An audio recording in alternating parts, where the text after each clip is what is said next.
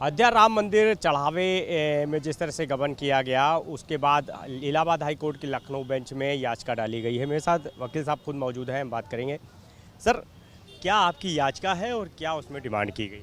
तो 8 जून को जब ये पूरा प्रकरण बाहर आया तो हमने डिफरेंट अथॉरिटीज़ को, जिसमें सीबीआई, सीएजी और राम मंदिर ट्रस्ट और साथ ही साथ vigilance department Uttar Pradesh government का शामिल है, हमने एक रिप्रेजेंटेशन दिया जिसमें हमने ये मांग करी कि इस पूरे प्रकरण की गहनता से जांच होनी चाहिए और लोगों के समक्ष, जनता के समक्ष दूध का दूध और पानी का पानी होना चाहिए, क्योंकि ये मुद्दा जो है वो लोगों की भक्ति आस्था से जुड़ा है। इसीलिए हमने इस तरह की मांग करी। लेकिन जब उस पर कोई भी कार्रवाई नहीं हुई और एक तरह से उस पर लीपापोती करने का एक प्रयास दिखा, जिसमें 12 तारीख को ही एक कमेटी बनाई गई राम मंदिर क्षेत्र ट्रस्ट के द्वारा, जिसमें ये कहा गया कि रिटायर्ड जजेस of Allahabad high court would preside on a committee, जो ये डिसाइड करेगी और बताएगी कि इसमें कोई अनियमितता हुई है कि नहीं हुई है। और वो ये एडमिट ही नहीं कर रहे थे कि कोई दिक्कत हुई है कि नहीं हुई है, बल्कि जब महिपाल सिंह जैसे और डीके वर्मा जैसे कई सारे ऐसे लोगों के बयान थे पब्लिक डोमेन में, जो ये कह रहे थे कि कंस्ट्रक्शन से लेके अभी तक डोनेशन में हर तरह की अनियमितता हुई है। जिसके बाद 12 तारीख को जब मैंने पीआईएल दाखिल करी, उसके बाद 13 को मेरी जो 4th प्रेयर थी मेरी पिटीशन की, जिसने एसआईटी की मांग करी थी, उसको कंप्लाई कर दिया गया सरकार द्वारा अपनी स्किन बचाने के लिए। सेम हूबहू जो मेरी पीआईएल कहती है वही कर दिया। लेकिन यहाँ समस्या क्या है? समस्या है कि जो एसआईटी है उसकी कोई स्टैट्यूटरी वैल्यू नहीं है, उसकी कोई लीगल वैल्यू नहीं है। कल मुख्यमंत्री ने अयोध्या में कहा कि अगर आपके पास कोई भी डॉक्यूमेंट्री एविडेंस है तो आप एसआईटी को प्रोवाइड कराइए, एक हंगामा मत खड़ा करिए। लेकिन वहीं आप देखिए कि अगर एसआईटी को हमें कोई डॉक्यूमेंट प्रोवाइड कराना है तो उसका कौन सा पता है, कौन सा ईमेल एड्रेस है, हम किस पे अप्रोच करें, पहली चीज़। दूसरी चीज़, एसआईटी एम्पावर्ड ही नहीं है कि ये इतनी बड़ी राम मंदिर ट्रस्ट जैसी जगह को का अवलोकन कर सके। कारण क्या है? ये 15 लोगों की कमेटी, 15 लोगों का ट्रस्ट है, इसमें मेंबर्स हैं। 15 में से 12 मनोनीत किए गए हैं केंद्र सरकार द्वारा।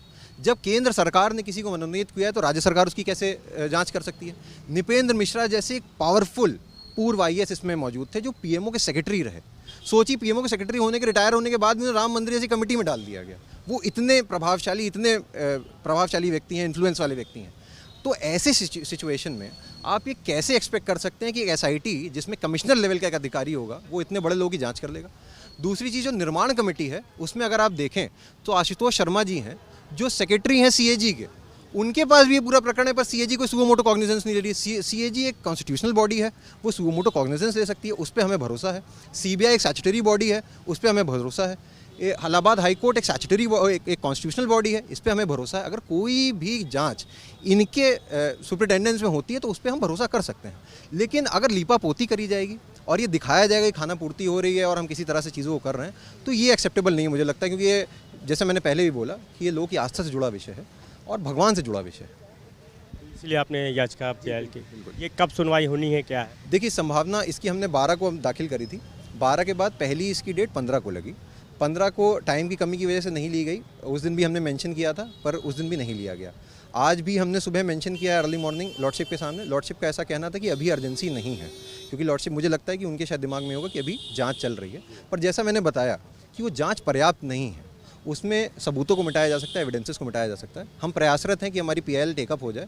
अभी हम आफ्टर लंच फिर से उसको पुटअप कराएंगे, फिर से उसके ऊपर बात करेंगे, पर देखते हैं क्या होता है।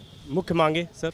मुख्य मांगे हमारी है कि सीबीआई द्वारा इस पूरे प्रकरण की जांच हो, सीएजी द्वारा पूरे राम मंदिर ट्रस्ट की ऑडिट हो।